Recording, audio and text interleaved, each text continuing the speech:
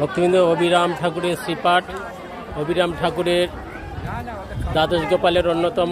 তিনি ব্রজে কৃষ্ণের সঙ্গে খেলা করতে করতে লুকিয়ে গেছিলেন।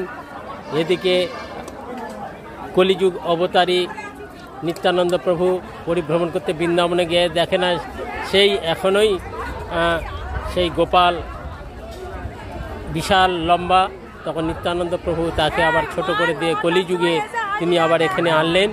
এখানে 12 জনের এক কাষ্ঠ এক হাতে উত্তোলন করে বংশী বাজিয়েছিলেন। সেই অভিরাম ঠাকুরের শ্রীপাঠ। জয় হোক, অভিরাম ঠাকুর কি জয় হোক।